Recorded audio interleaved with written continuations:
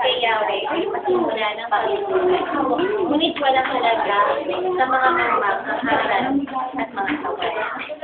Anak ko, hindi mo ang aral at pumusang walang pagkala. Sapagkat ang mga iyon ay parang corona sa iyo. Parang kwintas na may dalang karangan. Aking anak, kung sakaling titin ng makasalanan, huwag kang papayo. Tangihan mo. Kung sabihin nilang, halika, tayo ay makabago. Bilang katuwa ay dadalubungin ang mga walang malas. Sila'y aking dudumugin, walang awang papatay. At sila'y matutulad sa patay na iyon. Ating patutunan